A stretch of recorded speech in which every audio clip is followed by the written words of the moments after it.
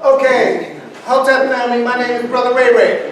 Hotep. Today is the 12/18. Welcome to Dr. William Mackey's lecture series in honor of Dr. Professor William Mackey. Also, Luis Reyes Rivera, Amos Wilson, Gil Noble, and all the historians who have sacrificed big money, big cars, state dinners, good houses to tell the truth on history. They gave up a lot. In the end, a lot of them left us with nothing. Some didn't even have insurance policies. A lot of sacrifice. We bring this lecture to the people in honor of these gladiators, these giants who wrote books and studied so they could bring truth to power. And there's one thing this European is very much scared of, and that's history. They think tanks work 24 hours a day, 365 days a year, and 7 days a week to make sure they keep this America in check, because America was founded on lies. Everything from Hollywood to pictures, the way they do it, the way they make movies predicting their own life as Jews in other places. We also have, in honor of Dr. Professor Amos Wilson, we have what you call the Amos Collection. Blueprint of Black Power, Issues of Manhood in Black and White, African-Centered Consciousness versus the New World Order, Awakening the Natural Genius of Black Children, the Developmental Psychology of the Black Child. This is Earl Ponder revealing unspeakable Bible verses, the truth about Judaism, Christianity, and Islam, the Holy Trinity, Black-on-Black violence, the psychodynamics of Black self-annihilation in the service of white domination. And I was with the wife of Luis Reyes Rivera. And this is Luis Reyes' book, Jazz in Jail. I went by and talked to her today, picked up 5 books. So we have that there in the Amos Collection. All proceeds from the books go back into the organization in honor of Dr. Mackey and African Helping Africans.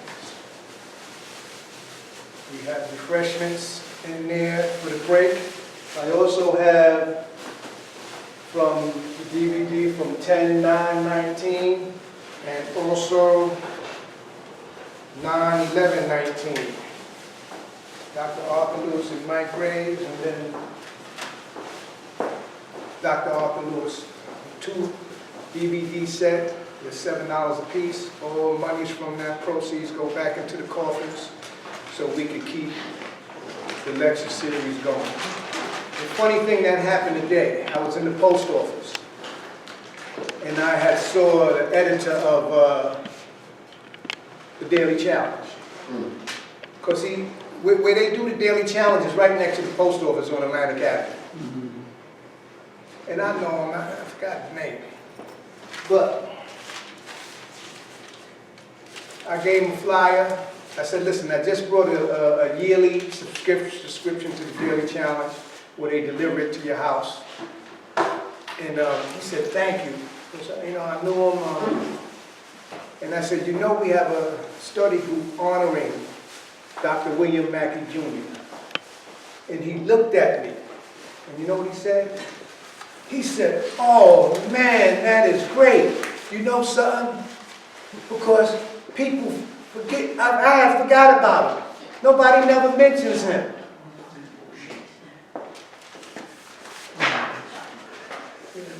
Just like a lot of times nobody mentions Gilno, nobody mentions Mackey. You hear people mentioning Amos. You hear nobody mentioning Ivan Van Sertima. A lot of these people you hear nobody mention. You know. But this is out in the Daily Challenge. It seemed like Pete Buttigieg is down in the dirty South talking to William Barber, and they're actually listening to this guy. He's openly gay. This is interesting. Evening, everybody. You know, one of the things about Chicago's Mayor Lightfoot, who made all those accusations during the killings in Chicago. He was the first one to open up their mouth about the blacks being killed by the police. And here the chickens come home to roast. They catch him sleeping drunk behind the wheel of his car and fired him. And he was opening his mouth like 90 going off. Eddie Johnson lied about the whole incident. He was in the Daily Challenge. But this was the one that was really, this is from the Daily Challenge, December 3rd. U.S. faces protest from Zambia after criticizing 15-year jail for gay sex. In other words, they caught two men, they sentenced two men to 15 years in prison for gay sex. And then the United States trying to implement its agenda of the LGBT and gay. And the Zambian president, Edgar Luger, said in an interview with Sky News on Monday that local news and culture prohibits homosexuality, that he would not repeal the law. And if you want to be tying your aid to homosexuality, if that is how you will bring your aid, then I am afraid the West can leave us alone in our own poverty. So what he is saying, they was trying to sanction the aid so they could enforce their agenda. And he basically said, we will stay poor. I have these right here. Make copies if you want. Tuesdays on Manhattan Neighborhood Network at 5 o'clock. Most important radio program, Community Cop. TV program. Radio TV program, Community Cop. Brother Mike Graves. Excellent program, and the Irritated Genie was excellent this past Tuesday. Unbelievable. You could get him on YouTube. Just go on, and it should be on in a couple of days. Also, Saturday on Blog Talk Radio, Sister Empress Chief.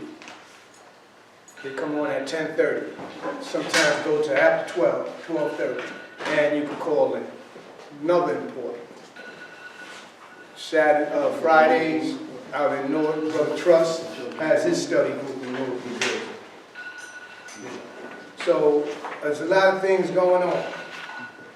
So without further ado, are you ready, Doc? All right. So how the lecture is going to go is the speaker will come on, and he's probably going to speak from 8 to about 9 o'clock or maybe 5 after 9. At 5 after 9, we're going to go into the other room and have refreshments. We're going to do a little collection and have refreshments until about 15 minutes after 9. Dr. Lewis will come back with a question and answer. And if there's no question and answer, he will continue his lecture going on to about 10:15, then we will shut it down and try to get out of here by 10:30. Without further ado, I want y'all to give a hand to Dr. Arthur Lewis.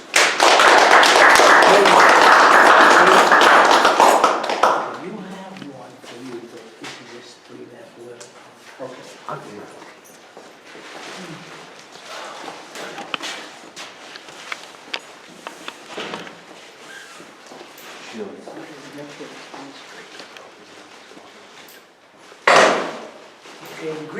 African community. We're gathered here in Brooklyn, New York, the United States of America, and we participate in these educational lectures so that it can be disseminated to the African people as worldwide as possible, and for us to, in our group here, to accumulate the material that is handed out and spoken about, so that at later times when we have discussions about different topics, whatever the topic is, we will have some factual material so that we can use that as a starting point so that the educational information is most effective for all of us. I just want to extend my appreciation to the African community here and globally for giving me the opportunity to speak with you, because it is an honor for an individual to be singled out to ask to come. So I consider it an honor here. And as usual, I try to do the best I can to present what is relevant to our people here. On this particular handout, we're here in Brooklyn, New York, December the 18th, 2019. And again, it's in honor of Professor Mackey and all of our elders who have attained certain recognition and the ones who have not. And all of the African population, no matter what age, and the African population to come. We are here for a certain period of time. And then if we obey the laws of nature, we're going to pass on. So we have to make sure that we build the strongest foundation we believe to leave for the next generation. Okay, so that's the most important thing. In today's presentation, you have a handout. And in this handout is 13 pages. It's going to cover a number of topics. Health, some of the local topics in New York City, some local topics within the United States of America, and then we're going to go over to our continent of Africa, so that we will touch upon these areas, because all of these areas are relevant to us. We have to live for today, and we have to live for today in this community and the United States. So we have to deal with things that's relevant to us in the United States. We have to deal with things that's relevant to us globally, especially the continent. So we have put together different pieces of the puzzle so that when we discuss one particular area, we will be able to feed in looking on a global scale. So again, the presentation is one where we want this material to get out as widely as possible, because we have to contribute to us. So we have a handout, which is hard material, so that the individuals who get it are able to do further research and deeper. For the ones who are not able to do it, we use this type of presentation so that when you look at the video, you will say there's some written material that you have to consider.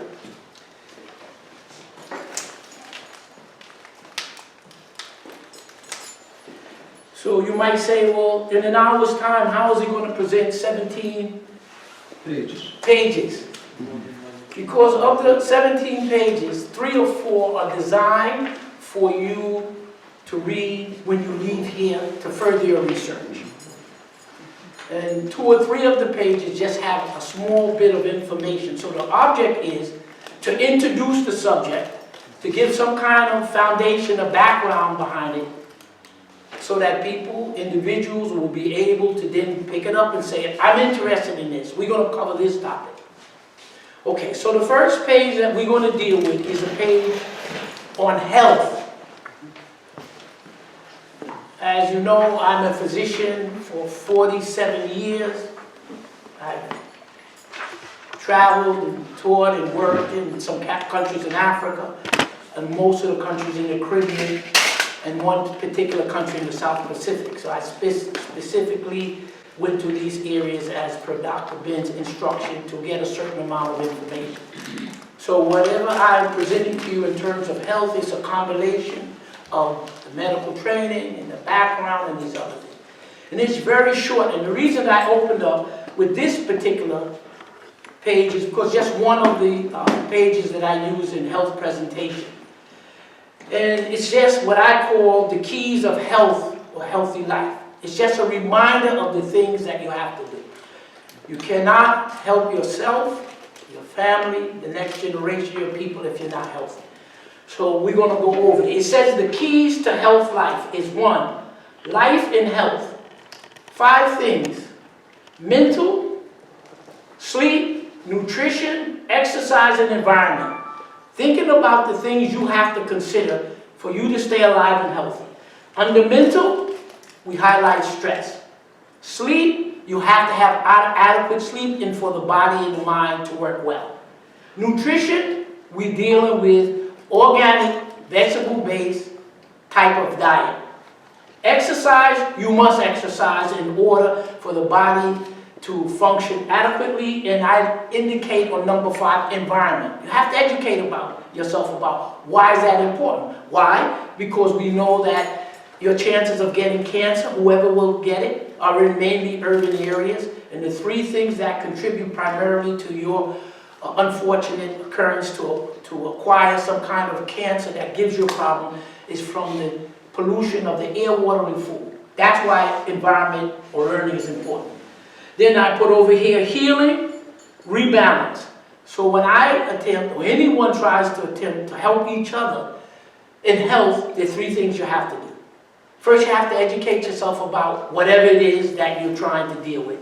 Second, you have to make a lifestyle change. So if you identify a problem and say, this is a problem, now I've educated myself.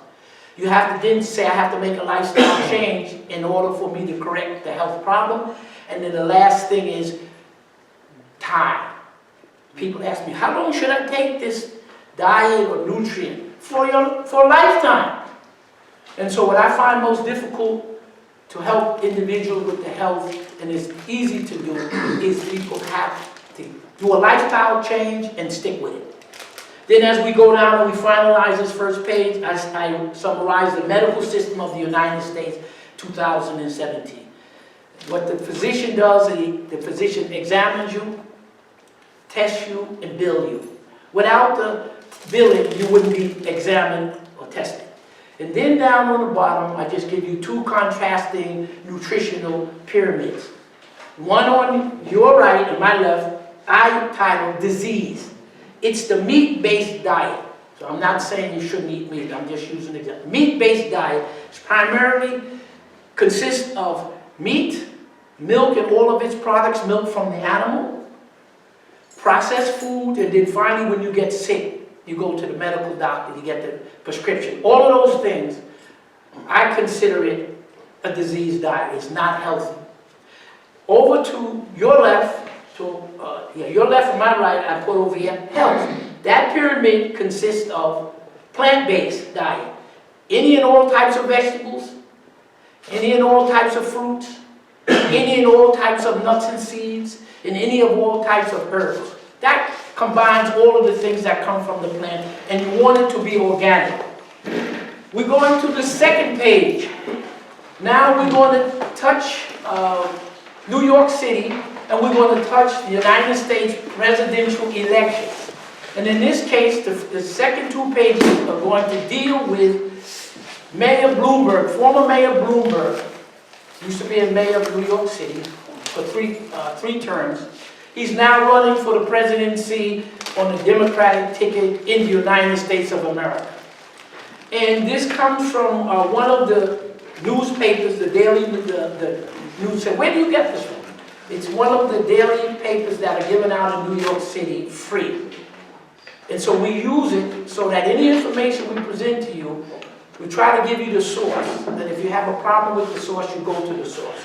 So what I'm doing is just putting the pieces together, connecting the dots. I'm not originating any of the material.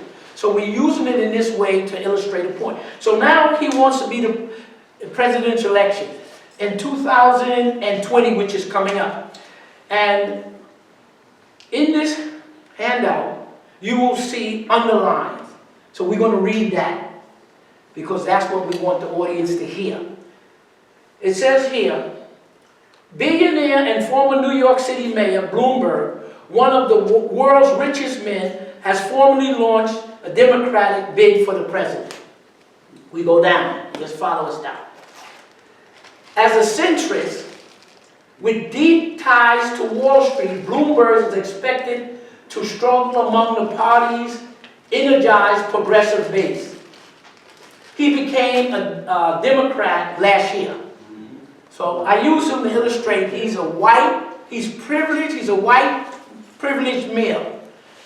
I don't consider the fact that he calls himself a Jewish religion. He's a Christian before, now he's of the Jewish religion. And when it's necessary, he will change the religion. So they jump back and forth. So I use him because he's a white, male, privileged in the United States. Because you will not become a billionaire unless you're basically a white, you're male, and you're privileged. Regardless of whether you call yourself a Christian, Muslim, or Jew. That's how it works in the United States. It goes on. As a centrist, with deep ties to Wall Street. Then we drop down to this paragraph here. Forbes ranked Bloomberg as the 11th richest person in the world last year with a net worth of $50 billion.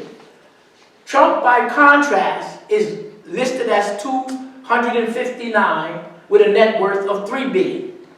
You're now getting the idea of this white male privilege with the money. Bloomberg has vowed to spread his $150 million that he's going to use on the campaign. So he's not going to get there before the people and speak about what he thinks should happen. He's going to spend money. And it's in the 2020 campaign. We're going to jump to this paragraph here for information.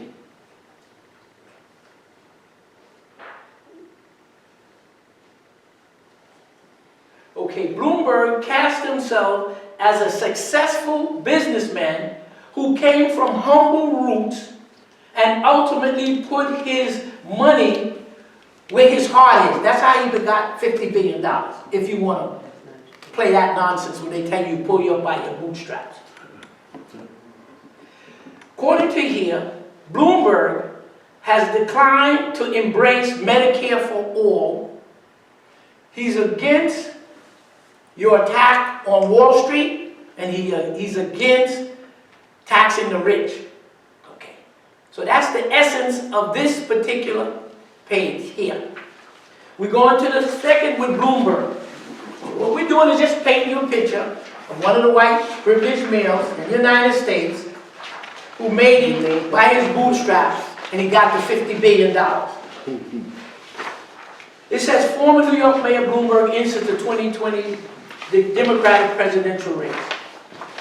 And it says here, Bloom ranked by Forbes as the eighth richest American with an estimated worth of $53 billion. He's going to have a self-financed campaign. Bloomberg has been one of the stalwarts of the Wall Street crusaders against Warren. There's an individual who is running for president. So Bloomberg in this article, to shorten it, he's against taxing the rich, he's against taxing Wall Street, he's against health care.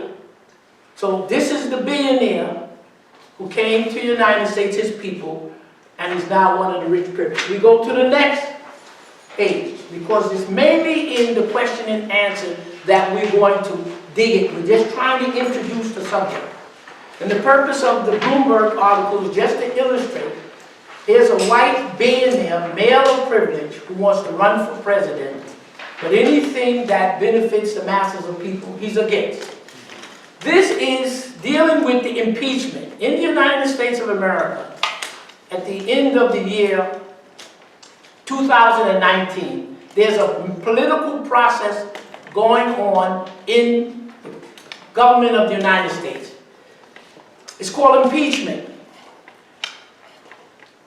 And this particular article is taken December 11, 2019. It said, what is this impeachment? It's a process initiated by members of the House of Representatives and it's put in place in the Constitution that any civilian working for the federal government or in any governmental capacity, a legislative body can be put together, bring charges against that particular individual, which is an indictment, and then there's a trial, and if the person is found to be guilty of that indictment, they can be impeached. Impeached just means to be removed. So you think of a criminal procedure. You get arrested, they indict you. When they indict you, that's what they call the impeachment. So we're going to read very quickly here so that the people will indicate. House Democrats unveil Trump's impeachment charges and White House sets sight on Senate trial. Instead of reading this, we're going to shorten it up. The Constitution of the United States, in the Article 1, they talk about Congress. And they lay down the rules of Congress. Now remember, this is an all-white, male, English, Protestant, slave, possessor, and land. That's how they're rich. These are the people who wrote this Constitution. And it says that the House of Representatives is a group of individuals who's elected. And they are allowed to make any of the rules they want. And in that process, the House of Representatives, they're the ones who have the sole right for impeachment or to write an indictment against a sitting president. In the Article 1, they talk about the Senate. The Senate has a right to choose under election. They make all the rules of the Senate. And in this impeachment process, the Senate has the right to convene a trial. So to shorten up what is happening in the United States with the impeachment, the House of Representatives right now, there's a majority of Democrats. In the Senate, there's a majority of Republicans. So what is happening now is the House of Representatives, this is all politics and political. The House of Representatives has put up a set of charges, 2 charges, to indict the president, in this case, Donald Trump. There are 2 charges. The Judiciary Committee investigate the charge. They're going to now vote in a full House of Representatives to say, we charging. Who's charging? The Democrats, the political Democrats, are charging President Trump with 2 charges, obstruction and something else with Congress. The committee voted it out that we should charge him. It's now going to go to the vote to the House of Representatives. And among the House of Representatives, 450 or whatever it is, all they need is a majority of 1. And if they vote, the full House votes a majority of 1 to say, we want this impeachment trial. We want to say that he should be indicted. When they have the vote, whenever the House of Representatives, if they vote by majority of 1, then there's official impeachment charge, indictment. That's going to now go to the Secretary of State to file. The way the Constitution is written, there has to be a trial in the Senate. And the Chief Justice of the Supreme Court is the judge. So what's going to happen if they vote for the impeachment charge sometime in January, they're going to have a Senate hearing. All the senators going to get together, just like you're a juror, they're going to sit down. And people from the House of Representatives are going to plead the case like the prosecutor. The House of Representatives, the Senate will listen, and then they will take a vote, just like a jury. And according to the Constitution, you have to have 67 senators say he's guilty of these charges. Right now, I think they say there's about 55 senators that are Republican and 45 that are Democrat. So if they vote on the party line, then Trump is not going to be impeached. So in other words, in order for him to be removed, the Senate now has to vote 67. So that means all 45 of the Democratic, plus the balance of that, up to 67 have to be Republican. So if the Republicans all vote no, he's not going to be impeached. The point is that it's all politics. So that's with the impeachment. We go on to the next page. The interesting page. And this is from the Federal Reserve Bank of New York.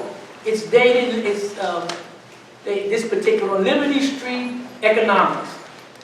So if you go to the Federal Reserve site and you look up household formation within the booming generation, this particular study was completed by 2013. Federal Reserve did a study. And this is the study. This chart says here, home ownership and parental co-resident rate among 25 and 30-year-olds from 1999 to 2013. So the Federal Reserve has done a study and said from 1999 to 2013, what percentage of young people in the United States were living with their parents or grandparents because they cannot live independently because of the economics? These are young people with degrees, without degrees, and skilled. So this first chart, that just shows you here, and you can look at it, that in this chart, 50% of all 25-year-olds in the United States in 2013 were living home with grandparents or parents, which means they could support, give you an indication of the economics of the job situation. And this is the bottom chart, it's the 30-year-olds. So they're saying 3 or 4 years ago, they admit that half of the young people in the United States of America had no employment, essentially any employment, in order for them to live independently. So you know what the next generation is coming to. And this chart here just shows you the loan that the students have. So the purpose of this chart, and you can dig it, is to show you that the Federal Reserve has said as of 2013, half of the young people in the United States of America could not be gainfully employed. Okay. Now we go on to the continent. In this particular article, and we get all the references here, this is dated 11/24/2019. U.S. military drone disappears over the Libyan capital. So in Libya they're fighting after the United States destroyed the country to stop us from getting our African currency and to steal the gold and to steal the silver and the oil from the African people. So U.S. military drone disappears over the capital. And I'm going to read it, it's very short. The U.S. military announced Friday it lost an unmanned drone over Tripoli, the Libyan capital, the site of the month-long battle between the Libyan National Army and the militias. So there's chaos there. The United States is flying drones. Finish with this page. You can read it in detail. Now, while the United States is flying military drones, let's see what China is doing in Africa. The United States military, they do no economics. So this is a snapshot of what China is doing here. It's not a matter of whether you approve or not. It's just bringing you information for your consideration.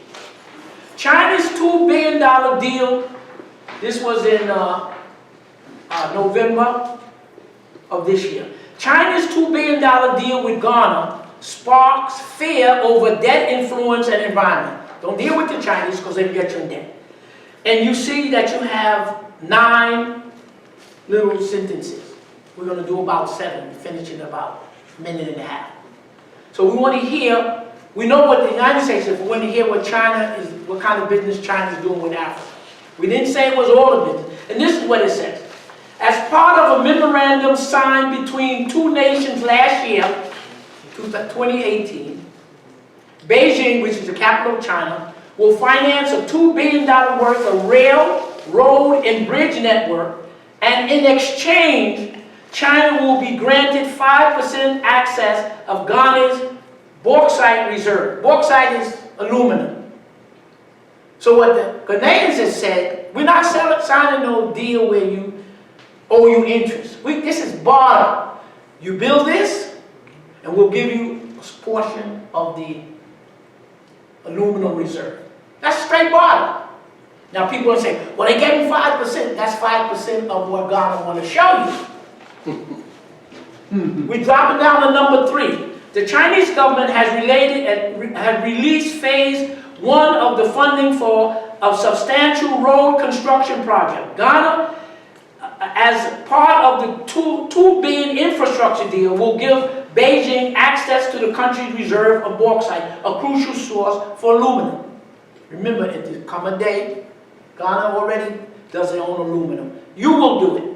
Number 4, Chinese delegation led by this person last week agreed to release the first phase of the funding worth $649 billion for a nationwide road construction project following bilateral talks with the Ghanaians. So they're talking about building the infrastructure. 5, the $2 billion master project support agreement would see Chinese state-owned hydropower construction, they name it, gain access to the mineral and is part of the wider loan facility worth $19 billion bauxite. So basically what China's after in Ghana, because they needed to industrialize the bauxite. So we have bauxite, aluminum that we can borrow to get what we need. Number 6, let's 7. China has similar arrangement with Guinea. Now we haven't even dug in to the hundreds and hundreds of economic deals that are going on. China has a similar agreement with Guinea, exchanging $20 billion in loan across the next 10 years, so that's about $2 billion, for access to the bauxite. So Guinea is saying, okay, I'll give you a little bit of bauxite.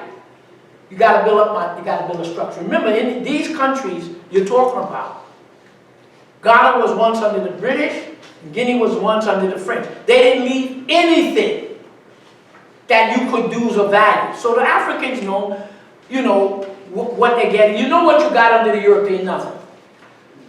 Number 8, with reliance on overseas development financing increase, Ghana faces a souring, souring of relation with the United States and other investment partners such as the International Finance Corporation. So obviously, United States and these white men, they're upset. Why are you going with the Chinese with barter? Over a recent contract, we're still on 8, canceling involving the U.S. government funding to the consortium.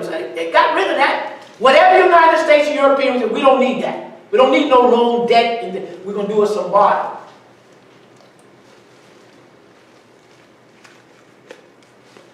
And last week, number 9, that's the name of one of the Ghanaians, last week announced the beginning of the work on the Chinese-funded $130 million construction project. So in essence,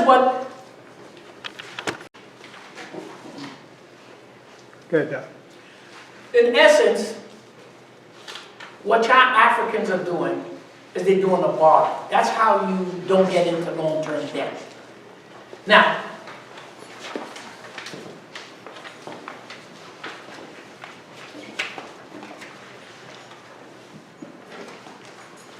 introducing the subjects. We have 5 pages to go.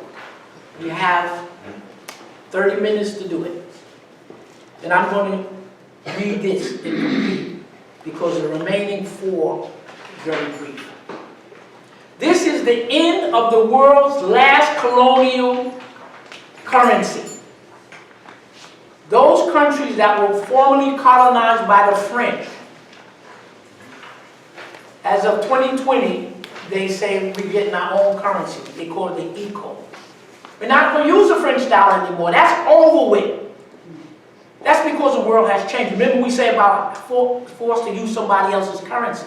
And one of the key things is we know they destroyed Libya because they were going to Libya, Libya, Egypt, Nigeria, and one of the, I think is Mali. They had put their gold together, and that was going to finance the current African currency backed by the oil. And so they destroyed it. But we know that was 2011. But here's now the former French colonies are saying, we've had it. Okay? Now, And they give, this is from the final call, November the 26th, 2018. So I pulled from different sources to illustrate what we have. They have excellent honor. And in this, they give you a picture of the Safer, that's the French. And so I'm going to read this because that gives us an insight of how the French work on us in the end. The remaining 4 sheets we finish in 10 minutes. This is the heart of it here. This sheet here and here, this map, colored map, illustrates in writing what the Africans are doing to get rid of U.S., French currency. So they're moving towards their own currency, whether it's going to occur in 4, 5, or 6 years. And the way they're moving on it is they're just getting rid of the dollar, they're getting rid of the franc, they're getting rid of the British thing. Then they get rid of the rest of it. So we're going to read this through, and then the other one we just tie in. Because it's educational, very educational. France is one of the countries that by printing money for 14 African states prevents their economic development and contributes to the fact that the refuse leaves and dies in the sea as they come to the coast. So they're telling you, they're printing the money for these countries. Go to here.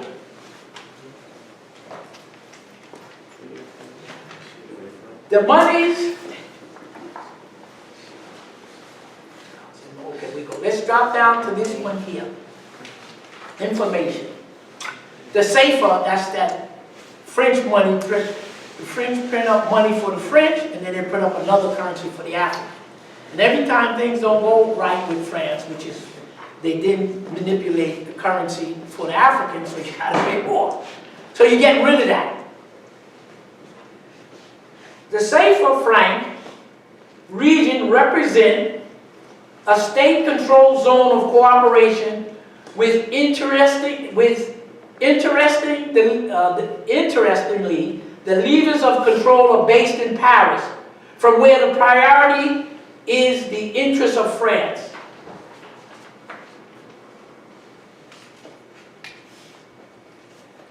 The satellite states.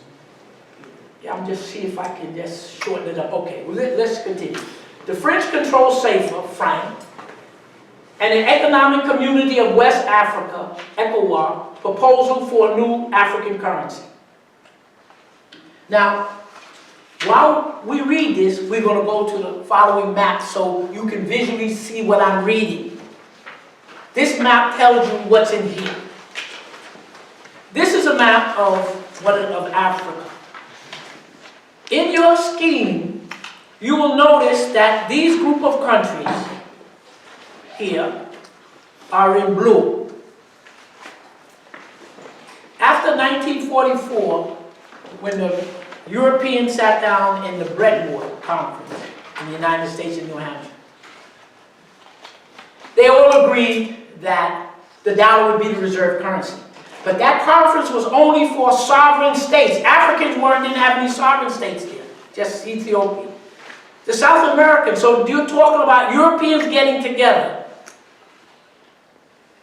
So after World War II, the whites said, we got to control these people of color to get their resources. We're going to put together the NATO military to control. We're going to put together the UN to politically control. And the IMF, World Bank, and this currency for them to control. That's how they have done it.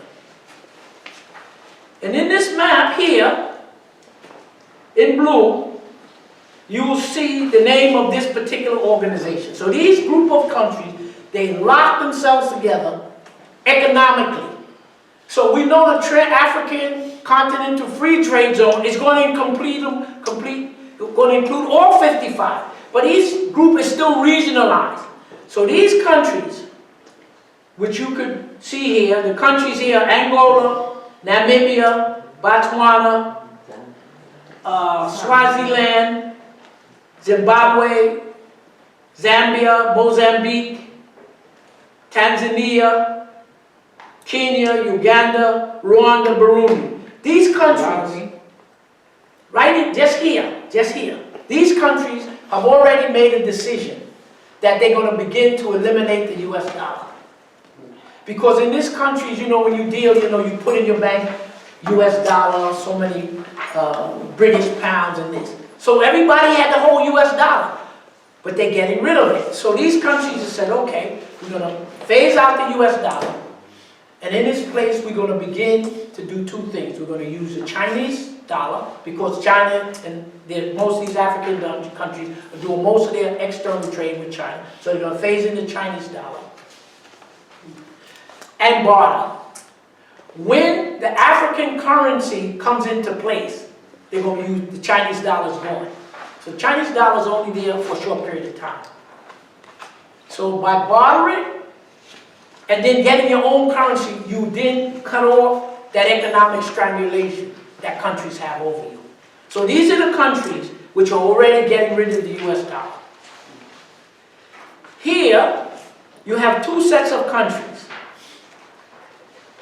These two countries represent the area the French occupy. And they have two different names. And in here, we'll read them for them.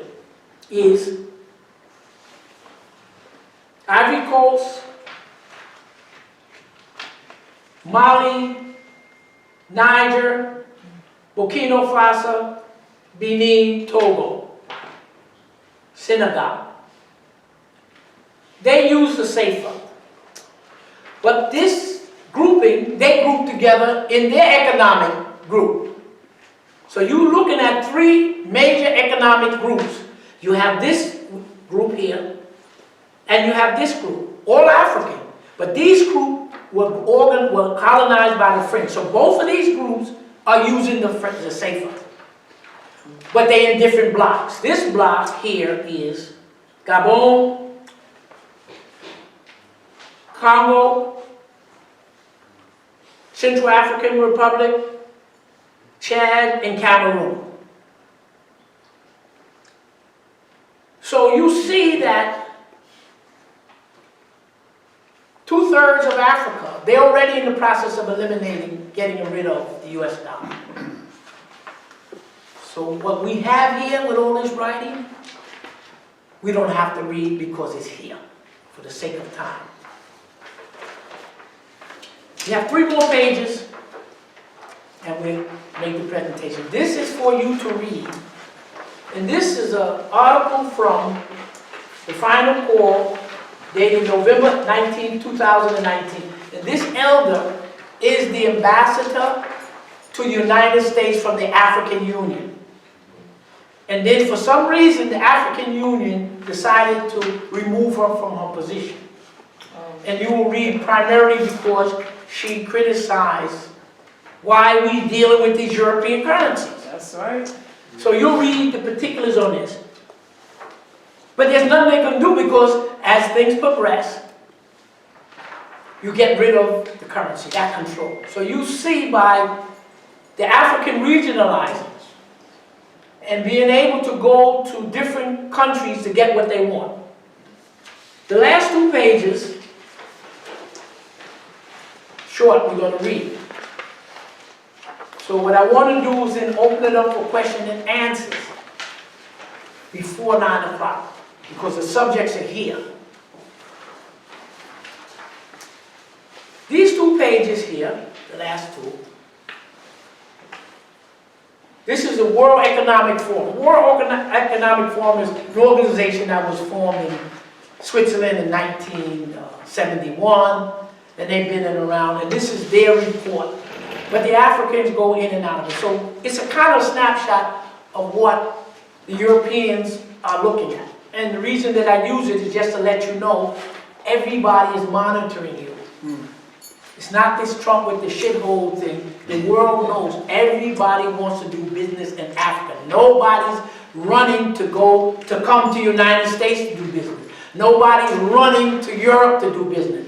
Now, I'm not saying that is good or bad. I'm saying those are the facts. Okay?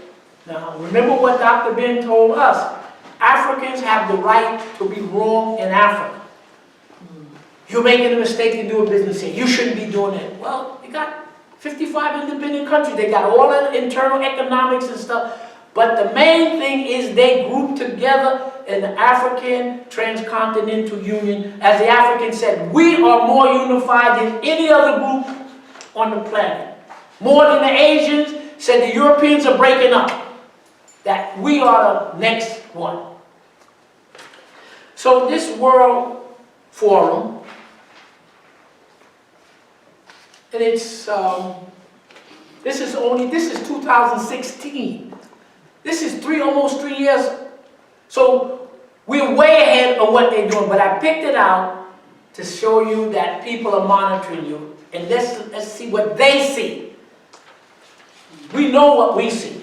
And it says, these are Africa's fastest growing cities, and they'll make or break the continent. This last sheet you have, we're going to read it. Its entirety takes about 3 minutes. Mine is underlined here, it isn't. The world, they're going to give you concepts. You don't necessarily have to go along with it, but it's the pieces, it's the little nuggets that you hear.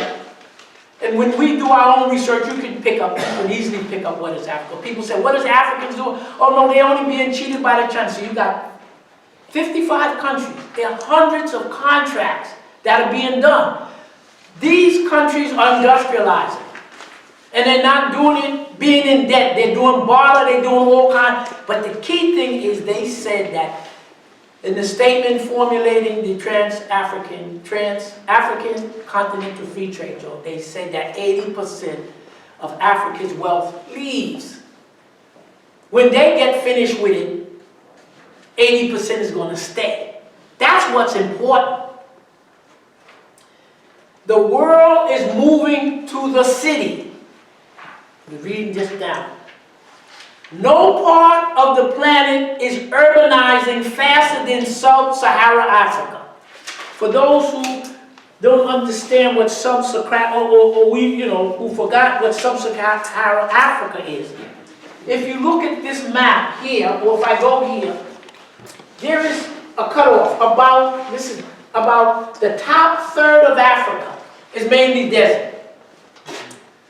In the middle third is all kind of savannas.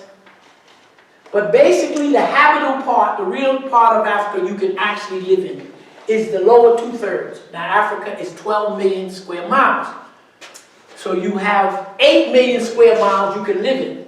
And if you take any map, you could take China is about 3. You put that in Africa. Australia is about 3. You put that in Africa.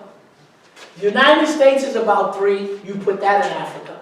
And all of this Europe is free. So you have a landmass greater than China, Europe, Australia, and the United States combined.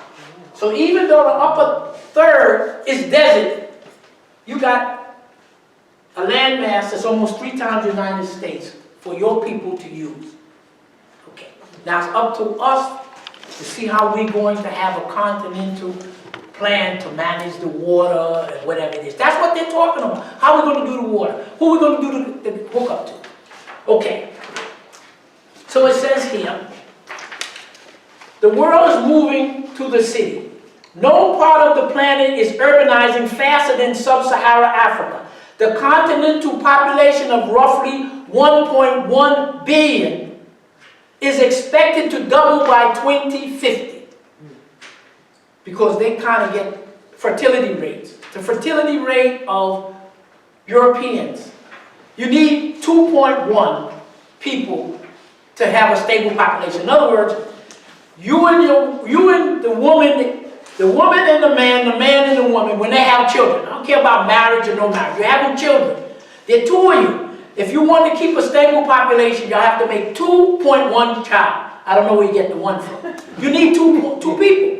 So if you're not putting 2 people on, for every man and woman, you got to put 2. The Europeans are putting less than 2. So they're in a negative birth rate. Their population is shrinking, so they say. Russia, unfortunately, is in the process of shrinking because Russia, this big landmass, 7 million square miles, the White Russian, years ago, went east. And what the Western Europeans did to people of color, to us here, and here, and here, genocide and taking the land, the white Russians did it to the Asians. Okay. So Russia is a white-controlled country, but racially, they're like the United States. A large portion is not European. They have a negative birth rate. And part of it may be the two big wars they fought. The Russians, they said, lost what? 26, 29 million. And they lost another 17 or 18 million in their World War II. So they're in the negative birth rate. So European population is shrinking. So you give them 500 million. It's shrinking. Yours is doubling. So everybody but Europeans are putting on more children than they're leaving. Whether you think it's right, wrong, there's enough food. They have a high birth rate. In Israel, the same thing. Israel's about 12 million, 10 to 12 million, they say. 60% of that is non-white. 40% is so-called white, made from Russia. The rest of it is all people of color from Africa and all of the other places. 20% of Israel's official population is Arab. So they have a population, 20% is Arab, 40% is white, and the other 40%, if that math is us, and from different countries. The white birth rate is negative, but everybody else of color is a positive birth rate. That's why the scholars of the white scholars says Israel will disappear demographically, the population. Okay, so 1.1 billion is going to double. That's only 30 years from now. More than 80% of the growth will occur in cities, especially, they use these terms slums and stuff, but I'm going to read it out, you filter. The outcome of the unprecedented urban transition depends upon what African political, business, and civic leaders do next. Africans got to do it. We built most of the cities. We went around the world educating people. Your ancestors, the Egyptians, they call them Egyptians in New England, they went into Asia and they left 10 lodges. And the Japanese and Koreans will tell you who brought civilization to Japan and Korea, and then they point to the Buddha, the big black one with the Nadi here. That's who brought it. So we already been around the world civilizing. You have the pyramids in Egypt, you have the big pyramids in Cambodia, and you have all of these big pyramids in structure in Central America. They're all African. No Indians there. They're Africans. Everything archaeological in the Central and South America is African. Now the people who they want to call indigenous, there's no evidence of there's a group of people of color other than Africans. Okay. So when the outcome of this unprecedented upon urban trends depends upon what the African political, business, and civic leaders do next. If they take the right steps, innovation, employment, economic growth will follow. If they do not, they can expect poverty, sluggish economy, instability.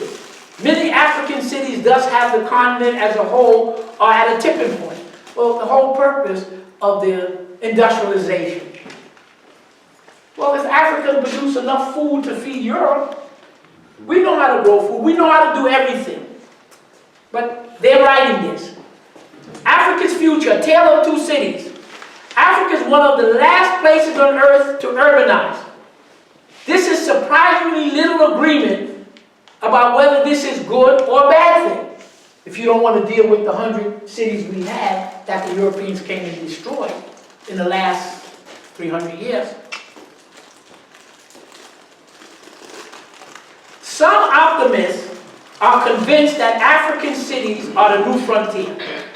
Sustained population growth will drive economic development, with Africa supplanting China as the world's manufacturing powerhouse. Your population is going to be twice China's. You have 4 times the land mass, and you have all of the natural resources that you need. They're saying it not because they're saying it, we understand how these things develop.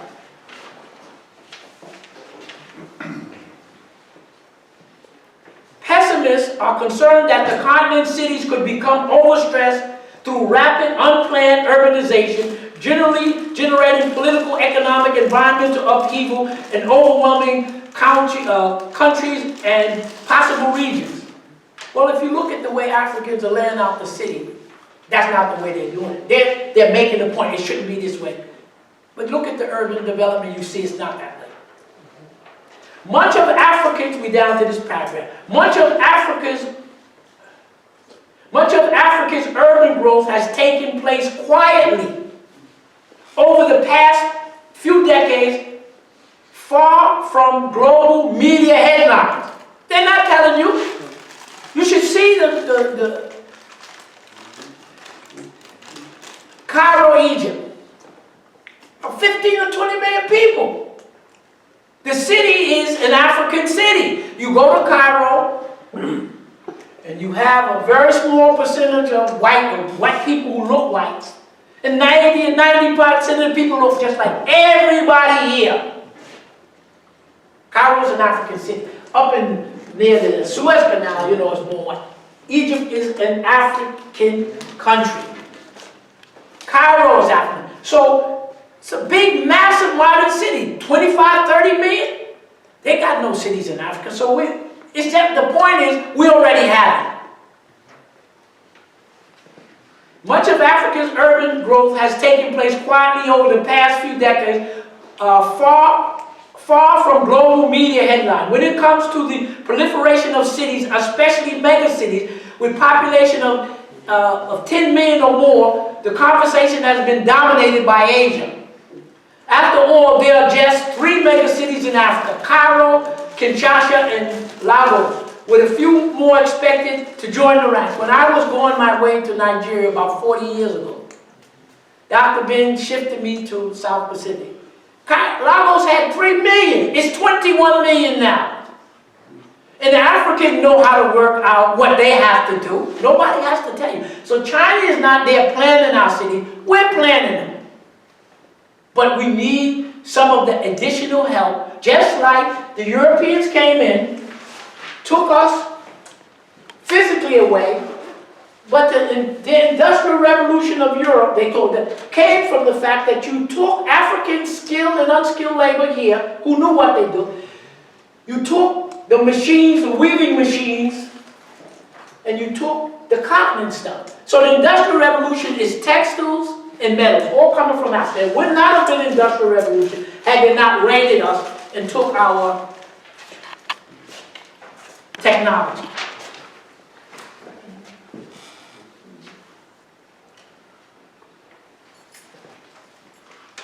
We're down to this paragraph. But megacities are not the whole story. Like urbanization globally, the fastest and most problematic growth in Africa's urban revolution is occurring in smaller and medium-sized cities. So they're telling you, and we can verify, because these people, it's like you're listening to people who've been studying you and collecting it for study, but just don't release it to you. So you're going to have hundreds of these cities. You're going to have hundreds of African cities, thousands with good water, food, medicine, because there are no diseases there. If you clear up the malaria, what is there to die of in Africa? There are no diseases. They had Ebola until the people from Liberia realized who was bringing Ebola, and they killed all of the white people who were there helping. There's no more Ebola. That's right. Come on. All right. So you're not going to have these massive oversized cities that's rotting and stuff. You have massive amount of land. A new fragile city data visualization identifies 528 African cities with population of 250,000. So these white folks already say you got almost 600 nice medium cities. You got the population, you're going to have the infrastructure, you got the natural resources. So now you're going to have your global currency, you're going to have your African currency. And remember, when you do business, you got to use an electronic system. If we get a chance, we talk to SWIFT. The Russians say, see, let me finish this, then we talk SWIFT, and then we finish. The region urban growth rate is averaging 3.9 a year, but it is not the size so much as the speed of the growth. So I just want to give you one minimum snapshot. They're watching you, they know what you are, they know what you're going to do, but they're not going to tell you. Okay, so here's some of the problems that we have to solve and we will solve. One, Africa is divided into 5 military areas. And it's north, south, central, east, and west. And those countries in those 5 systems, they're supposed to put together a joint military. And there is up to that command of the south, north, east, west, and central. Whenever there's a problem, those troops are supposed to, you get together. Okay, this here, we cut it up. So if there's a problem here, you're not supposed to have intervention from English, Chinese troops or French troops. Africa got it already. That's what they're not telling you. So when we showed that map of those air bases, they're not bases. They're going to get rid of them. So whenever there's a problem, the region is supposed to solve their problem. But Africa is not at war with each other. There's no African country at war. Whatever wars there is in Libya, that's United States. Then the chaos. Look, United States put together, they make ISIS, right? They put together these terror groups. So they cut these terror groups loose here so they can cause problems, disrupt the country. Then they say we need a base to check them. So that's what they do. So those bases are going to go. These countries are getting roads, railroads, ports. Nigeria is going to build one of the most modern passenger and freight along the coast of Nigeria, and all of them are going to hook up. So Africa doesn't need anybody to tell it what to do or how to do. We're going to end with the SWIFT, then we break. In order to do business, the Europeans put together SWIFT. The electronic, like you want to transfer money, right? And of course, it's electronic, so you can use cable, you can use satellite. So the French put it up, the Europeans put it up. And most of the world's trade, 11,000 banks and stuff, whenever you want to do a trade, in other words, Iran wants to buy some airplanes from Russia. So they got to go through that system. System goes through, Iran puts it through, goes to Russia, but the Europeans monitor it because it's their system. Iran said, I want so many airplanes. Russia said, okay. Then Russia says to reply back. And then they say, send us the money. Then they transfer the money. So that's how you do it. Just like you go to the bank and you have 2 bank accounts.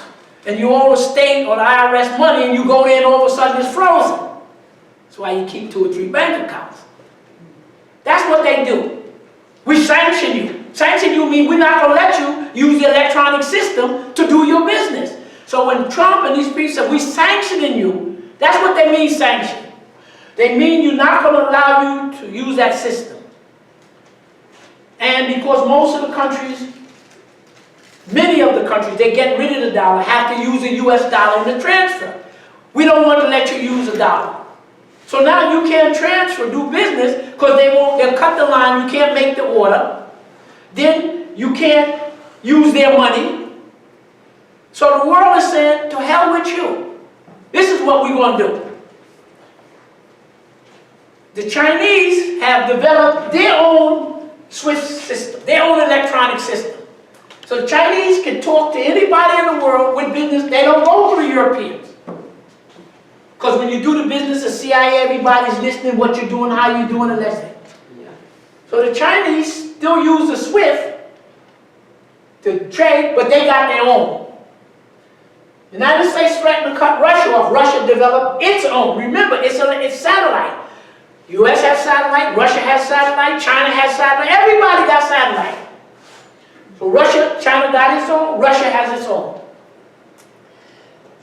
To do business with Iran, the United States said you can't do business. So what the Europeans have done, they put in their own electronic system called INSTEX, I-N-S-T-E-X. We're going to deal with them, the hell with you. So we don't need the system. So the Europeans now have developed a system where they do business. The United States can't sanction. The Chinese, the Russians, And the BRICS nation, Brazil, South Africa, India, Russia, and China. Russia, China, India. No. Russia, China, South Africa, and Brazil. Who's the fifth one? BRICS. This is BRICS. It's Russia, China, Brazil, India. Okay, it's Russia, China, India, South Africa, and Brazil. We don't have to use the Swiss system. Russia said, we're going to use our system. So Russia's electronic system, all of these Asian countries that Russia do business with, they use the Russian. So what the Africans are talking with Russia and say, look, we're going to use you, we're going to use your system. And then when we put up enough satellites, the Africans going to have their own electronic system that they can talk to and do what they want, and this is going to be sidelined. Okay, so we break here, and when we come back, I just have a short article that I'm going to read. It takes about 2 minutes for you to consider the state that we're in the United States and in Western Europe. All of these countries, England, US, Canada, Australia, New Zealand, they are union. As the United States go down, they're all going down together.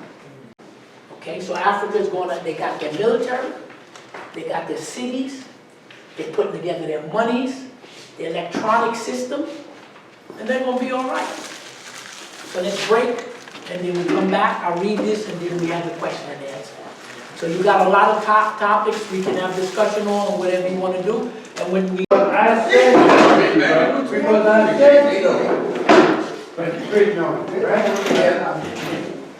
him, man. Let me show you something. Also, she was in. Well, I showed you the picture. Okay, ladies and gentlemen, I hope you enjoyed the refreshments.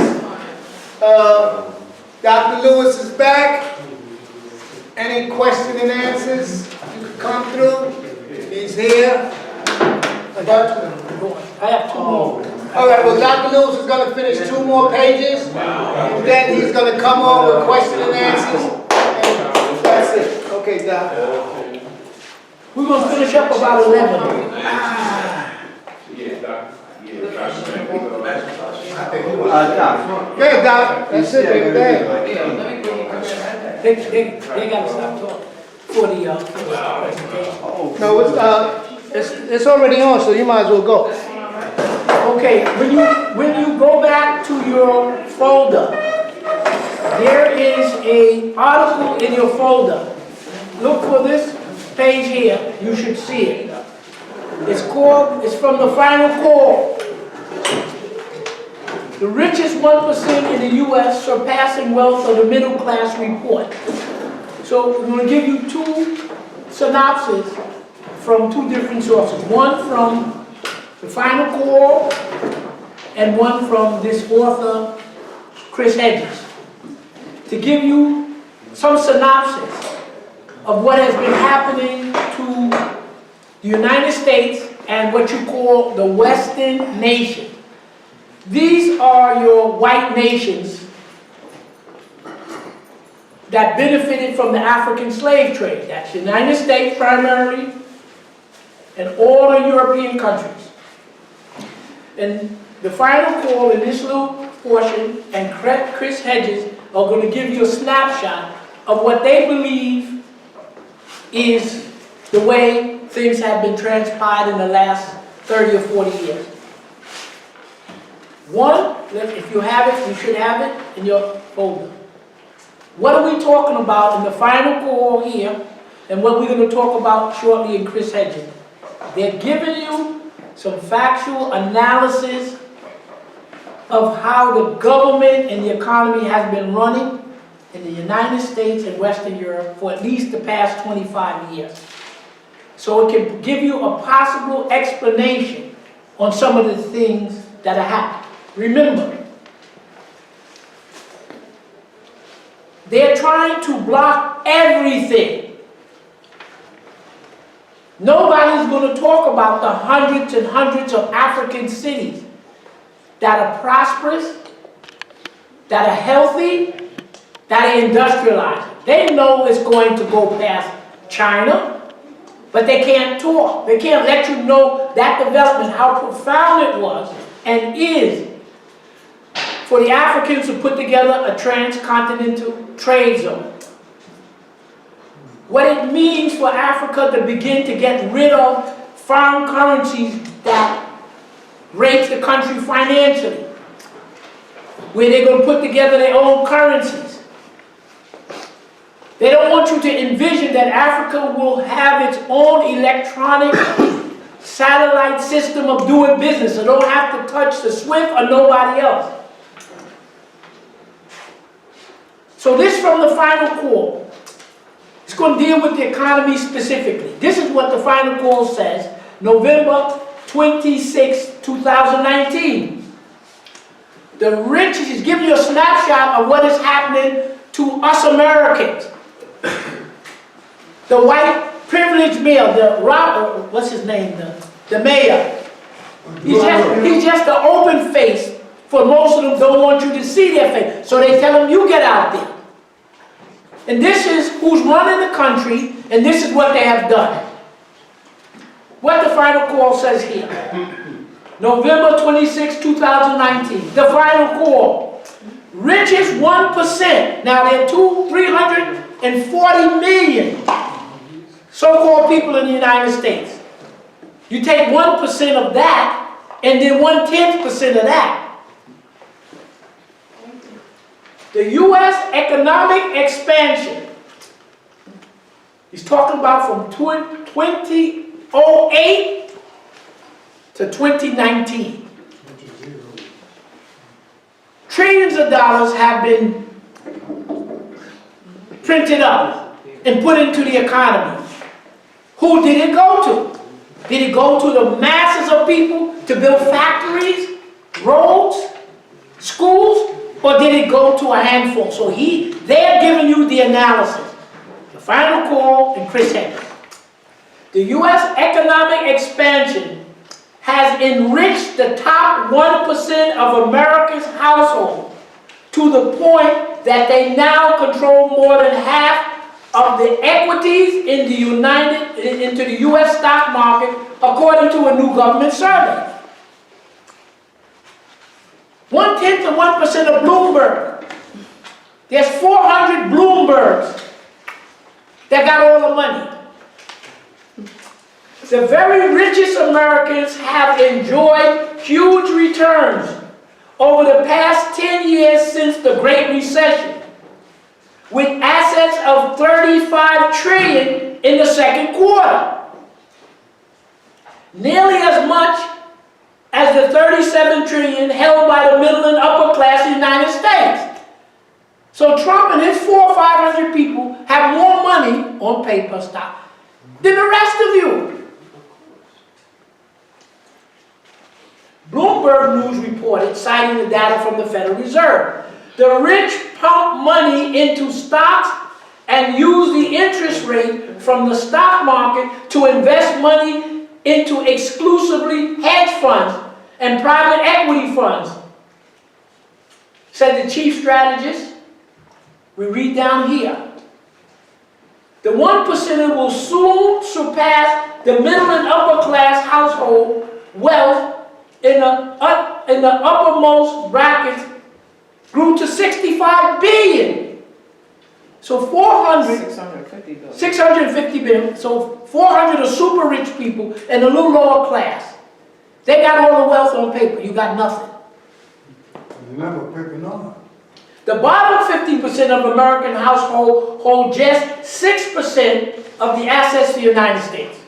So what they tell you, the Federal Reserve, printing up money, giving it to the banks and corporations, they take this money and they buy back their stock to drive the price up, then they take money out. They take this money and they invest with their friends in a hedge fund. Okay. 10 million homes were lost. So the banks will take, Federal Reserve take the money, give it to the banks. Then the banks give it to their friend, the hedge funds, and then the hedge funds are just private investment. Give them the hedge funds, and they buy up all the houses that they cause to be lost, and then charge you rent. So they've got one scheme after another scheme, but he finally, of course, said they strangle you to death. We're going to read Chris Hedges, white, male, Protestant, but he's been around the world, and he's given his view. Hope. His article is Truth Big, and this is what he says. You don't have this because I was just able to pick it up. I didn't get a chance to duplicate it. Hope lies in the street. He's telling you, if you think you're going to get anything, you better get into the street. But we know they have the Patriot Act and everything else ready to crush it. So he's reached the point, because he's been around the world in wars and everything else, and this is what he says. Given his picture, when he said global finance, he's talking about white countries, U.S., England, France, those countries that went into Africa. He's talking about the English, the French, the Germans, the Italian, the U.S., all of these countries that benefited from going into Africa, cutting it up, and taking the wealth. They're controlling international finance. But once when the rest of the world, including the Africans, cut them off and don't use their money, Amen. and then don't use the Swiss system, it's all coming down. Amen to that. This is what he says. Global finance capital has seized control of the economies of most nation states, including the United States. The citizens watch helplessly as money and goods are transferred with little regulations across borders. They watch as jobs in manufacturing and profession are shipped to regions of the globe south where most workers are paid $1 or less an hour and receive no benefits. So when white people are in big trouble when they want to know what happened. Wait now, 30 years ago, 20, 30 years ago, they started shipping out the jobs. Most of those good jobs with high pay, pension, and everything were mainly white males. So who lost the most when it comes to the outsourcing of 30 million good manufacturing jobs, and now the professional job? White men, white males. In the 2008, there were 10 million homes lost over the fraud, the housing fraud. 95% of them are white people. So now you're a white male, so-called middle class, you done lost your good job, your health insurance, and your pension. And now you're homeless. In 2009, they say $7 trillion of pension funds were lost. Those are the white people who he deals with the Rust Belt. Those are Trump's people. They said we got screwed by the Democrats. We got screwed by all of them. So now you got the white angry middle class from age 25 to 54. The highest suicide rate. They were the big losers. They lost the good jobs, their health insurance, their homes, made homeless. No future for the children. But Bloomberg said, it's not me. It's those black people. He calls us by another name. It's those people coming from South America. We don't know why they're coming because we bombed their country. So they shift the blame to us and everybody but Bloomberg and the thieves.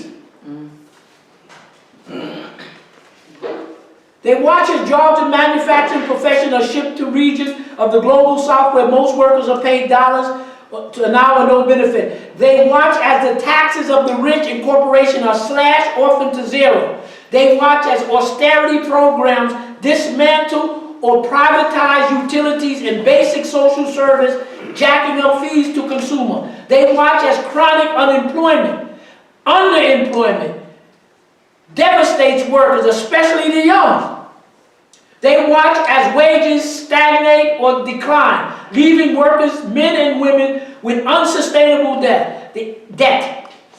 This economic tyranny lies at the root of the unrest in Hong Kong, India, China, France, Iran, Iraq, and Lebanon, as well as the right-wing demagogues and the false prophets of the Prime Minister Boris Johnson, Donald Trump, and the Indian Prime Minister. One more minute. In 2016, and will be in 2020, the United States, we're going to skip that paragraph, it's not relevant. We go on to the second paragraph. Again, you don't have this. But while the corporation states detest political mavericks such as Sanders and Corbyn, they both hate and fear the revolutionary left. The revolutionary left speaks an unvarnished truth about corporate power and calls out the entire political system. Go down to the next paragraph, which we're going to end. These global revolutionary movement embodies a resurrection of the concept of the common good and the belief that society should be structured around caring for all members, especially the most vulnerable. These are forces of solidarity, even community. They understand at the Economist wrote that there are two kinds of goodwill. And there is good freedom, freedom of conscience, freedom of speech, freedom of meeting, etc., etc.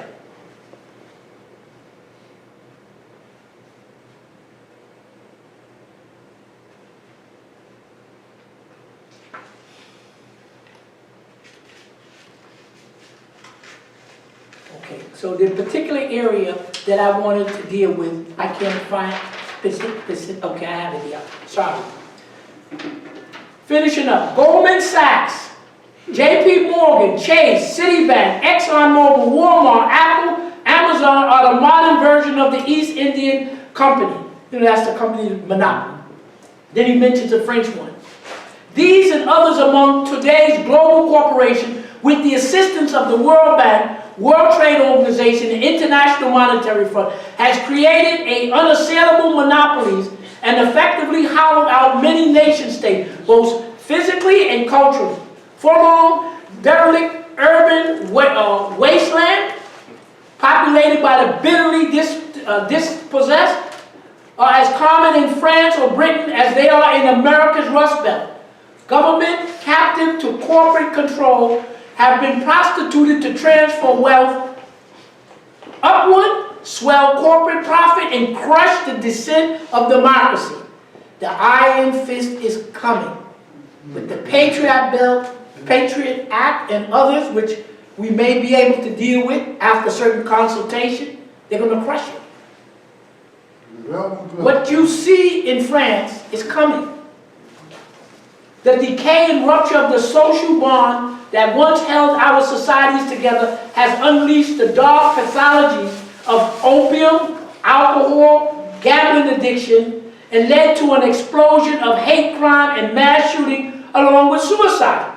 ATL? Social control provided by work, civic and political participation, bond that integrated us into communities and gave us a sense of place, dignity, and agenda, has been handed over to heavily militarized police, a massive prison system, and a judiciary system complicit in abolishing basic rights, including due process. And so what he's saying is here. And one of the reasons they put the Patriot Act, they put it together, was to get ready to crush the dissent that's here. So we end here, and maybe at a later date we can go into more of the detail of the state. So it's trying to give you an overview of what you're in. Questions and answers. What exactly is the Patriot Act? Anybody want to say what the Patriot Act is? Let me put it to you this way. You can get the Patriot Act online for $8. It's not a secret, it's there. After 9, I'm going to deal with it as superficially as I can. After 9/11, somebody blew up the buildings for whatever the reason. A lot of reasons. But one of the main outcomes was it gave the United States government two things. Terror, war on terror. So they decided that they're going to go overseas, and they use that as an excuse to fight terror, to then knock off Libya. They tried Egypt, tried to split Sudan, to attack Syria, to attack Lebanon. Those wars you're in Afghanistan. That was one of the reasons. We're under attack. So therefore we have to fight terror. So now that's all those wars in those areas. The Patriot Act, the only thing I can say to you, and I'm not an expert, and I'm telling you what's in the book, not my interpretation. On page 3, it says specifically, anyone that the president or the executive branch deems to be a terrorist, support a terrorist, finance a terrorist, aid in way, can be arrested with no due process and all of their property confiscated. That's the Patriot Act, is for the suppression of the population of the United States of America. The war on terror was the foreign policy. We're going over, we're going to destroy these countries, overthrow the government, make the area weak, steal their oil. To the American people, we have already stripped them of everything. And if they revolt, the Patriot Act will be used to crush it.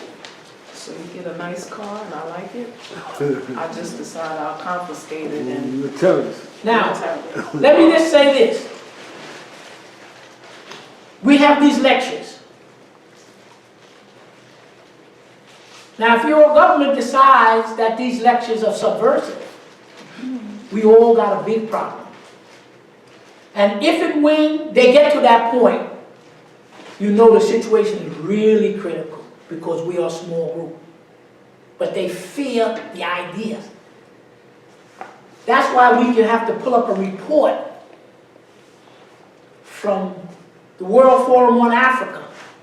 2016, 3 years, they already told you Africa is so far advanced.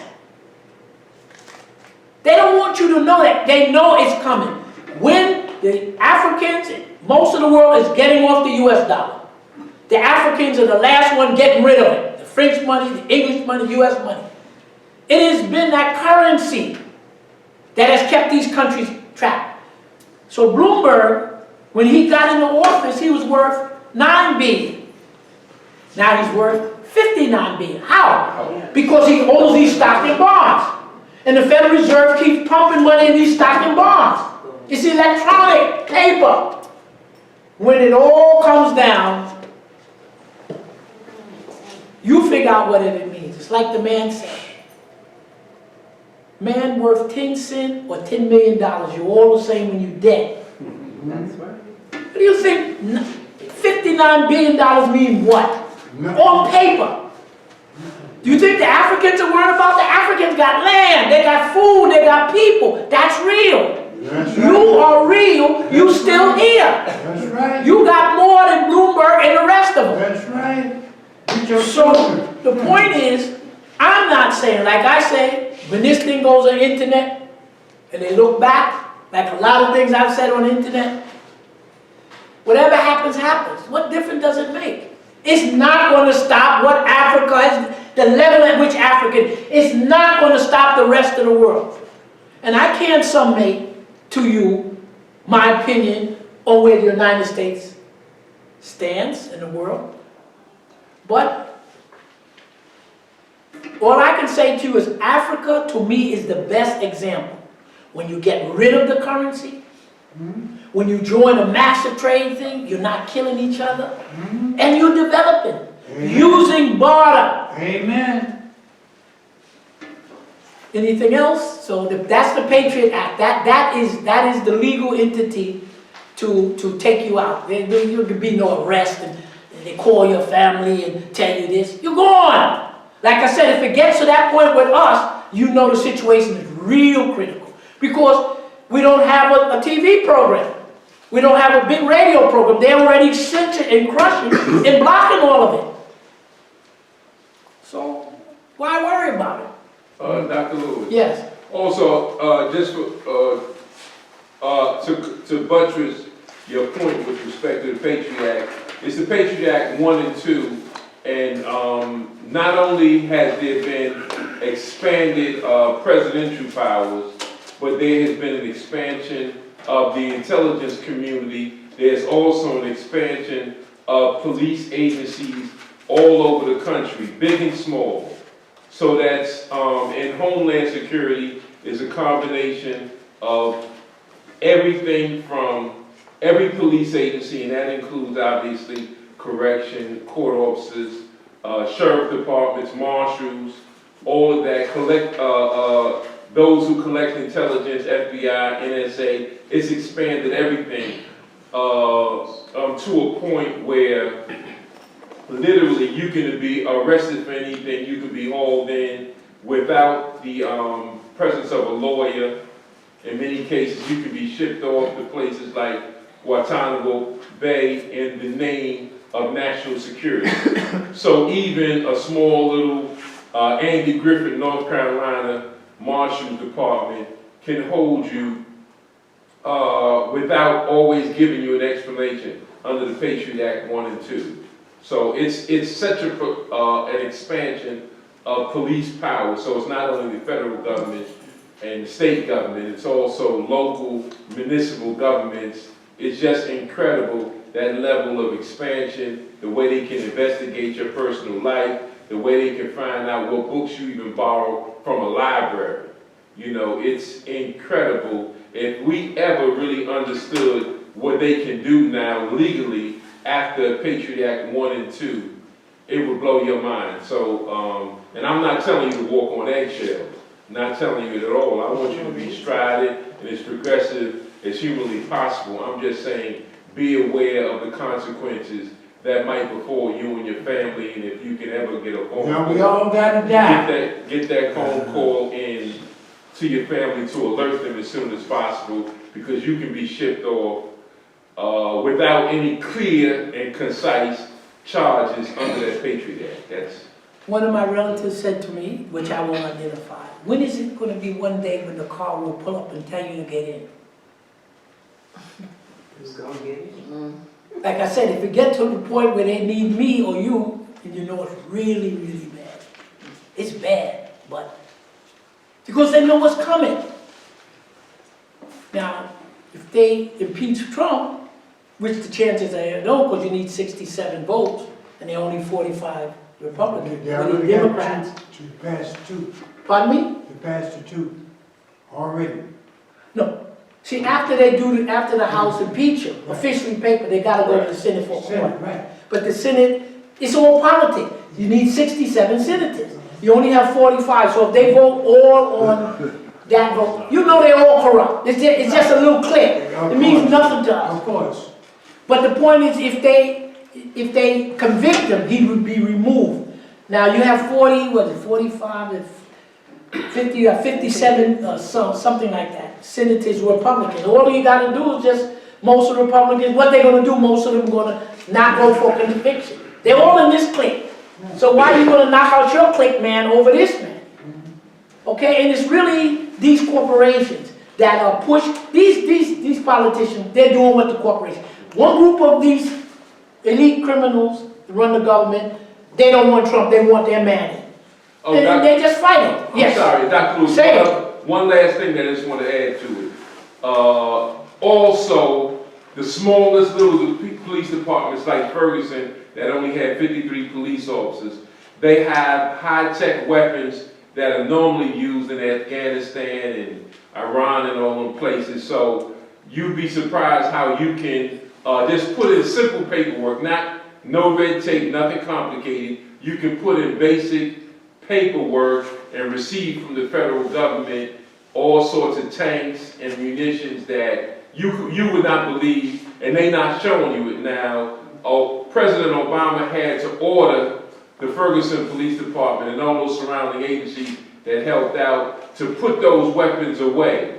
because we saw a glimpse, and we, in a sense, we are fortunate enough to have seen it, where you actually saw what a tiny little police department of 53 police officers in the encirclement of just 20,000 people, what they came out with.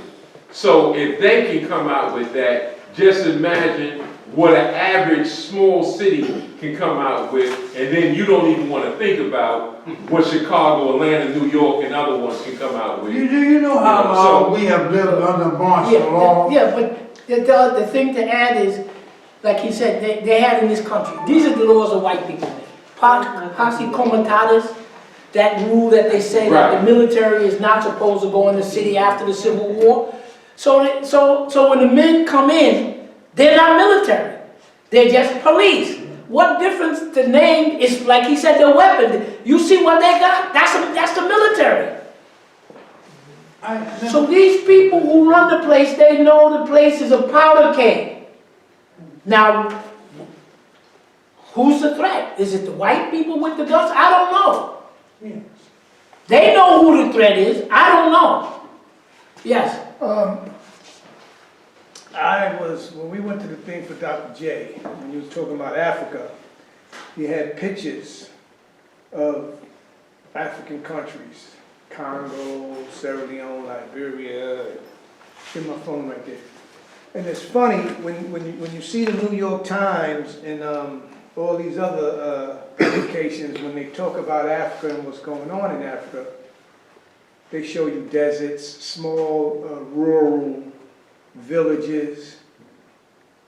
But these maps of the beautiful industrialization cities, I mean, massive buildings and all that, so you're 100% right. Number two,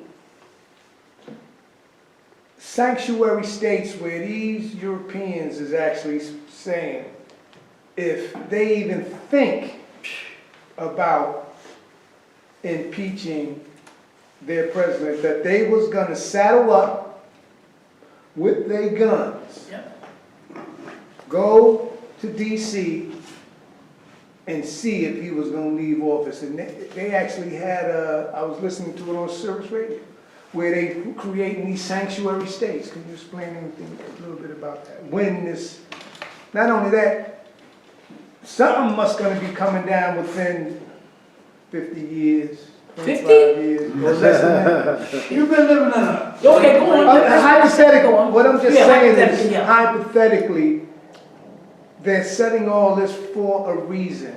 It's there. It's got to be used for something. When, where, how, who knows? But something is definitely going on. Well, they expect what you see in France, they're expecting it here. What good is, okay, go on, brother. The ATL, alcohol, tobacco, firearms. They gave the natives of this land alcohol. Then they took on with the tobacco and they combined it, and then the firearms. All right? All policemen are money makers for the city. Every summons, every arrest that they make, they have to put their tax registry number assigned to it. Okay? They get money from us, To arrest. right? And anytime you stop, you are arrested. That's Yeah, what it means. you're arrested. To arrest, Yeah. to stop you from going about freely. All right? So, these so-called law enforcement people, we have been in a state of martial law Since we. ever since. Right, yeah, brother? After the House goes ahead and gets the impeachment votes, and it moves to the Senate for a trial next year, like you said, and they say, no, they're not gonna impeach their president. Right. Is he exempt for any more, if they can't bring up any more charges on him ever again, or anything like that? He's exempt, he's safe in his seat? All I can say is this, I can't answer the question, first, because I don't know. Second, I'm not a lawyer. What I would say to you, in my mind, the Constitution of the United States says that the House of Representatives can do what the hell they want. The Senate can do what the hell they want. And I wouldn't be surprised if next year they can do it again. Why shouldn't you do it again? It's loose. You know, No, he can't be brought up now, but they can do it again next They year. said once he's out of They keep office, on doing it. they said once he's out of office, they're gonna charge you with a lot of crime. Wait a second. The one thing, let's get something straight. When we see the trillions of dollars, the theft, and how they run the country down, and how they're preparing the military to crush you, forget about whether Trump is the president or not. That's immaterial. What's here is we are in a police state, and any one of us, individually, collectively, could lose our life anytime they decide to do it. So forget about rules and regulations and stuff. Doesn't mean anything. Who was? yes, you know, Okay, wait a second. Let me just get this brother right here for a second. I wanted to get your insight because there are 5 states in which black votes are like in the 37, 40, Yeah. you know, Alabama, Mississippi, Georgia, South Carolina. So what if black folk put in, say, 2 or 3 governors and senators? Because if they all went to the polls, they have a large enough block that they could, it's just like Stacey, sister in Georgia. Abrams. What happens if they vote in, if we, through the electoral process, vote high enough to elect governors? Well, I'm with Chris Hedges. That's where your hope is. You ain't getting a damn thing till you get in the street. And you know what's going to happen when you get in the street. There is no, how you going to save this system? They making all the rules and regulations. We've shown documents where 98% of everything that is done, federal, state, and city, is done. They don't care about you or me. In other words, the police, like the doctors, all of them who are paid well, they buffer Bloomberg. Bloomberg and the rest of them don't have to worry. As well as they pay the police privilege, as well as they pay the doctors, as well as they got that class, that legislative Congress. They're so wealthy in so many ways. They're not going to do a damn thing for you. It's already reached the point. There should have been open revolt by this point. That's why they're censoring everything. The people in France, they're already at that point. So it's not in the vote. What is the vote going to do? Would they, yes, brother. Is there a, 2 questions. One, there's been some discussion that certain states in the Midwest have started to use gold as a currency. Is there a chance that the economic confluence of currencies can flip to sort of push back on the predictions that you've made? And could the results in France be enough for them to decide, our plan is not going to work, we're going to die, we have to fix this? The people who run France, like he calls them the global, what he called the global finance capital, they're all the same. Handful of people who control all the money. Who the hell gave the Federal Reserve the right to print money? And so what they do is they call something called a repo. Every night they explain, the way I understand, the banks have to get money from each other to help each other out for that night. And the interest rate was 1%. Then it went to 1.5%. Then something happened. They know what happened. I don't know what happened. You don't know what happened. But you know something happened. All of a sudden it was 10%. When that happens, that means the banks don't lend to each other. I'm not lending you because I know you broke. You're not lending Clemson because you know Clemson already got so many bad debts. So a bank got these derivatives and all these damn bets. So it's like they're playing a Monopoly game. And while they're playing, while they're playing, I lose my job. He's still working, but they increase the tax. Every time when they increase the tax, cut the tax on the corporation in 2017, everybody's tax on the IRS went up. So he's telling you here, these people are running the country, gambling for themselves. They don't, the factories aren't being built. People, how are you going to, in one of these articles here, how Trump is ready, not Trump. Bloomberg. No, Javon, listen, look, here. More than half the children aren't working, and they're going to cut food stamps $1 million. And what he says here, we need everyone who can work to work. There are 200 million people, they say, who are able to and want to work. 150, the last thing was 160 million people got jobs. You got 37 million people, like me and you, who want to work and able to work. Can't work. Okay, wait. 200 million and 150 something got jobs.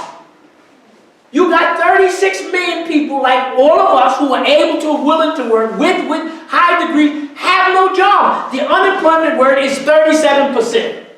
How could it be 3%? 3% unemployment is just the percentage of people drawing state. So these people sit up there and just bold-facedly lie to you. You the hell you know. 3%. That implies that if the interest rate, if only 3% of the people are employed, are underemployed, 3% of the people, unemployment rate is 3%. You see? It's only 3% are unemployed.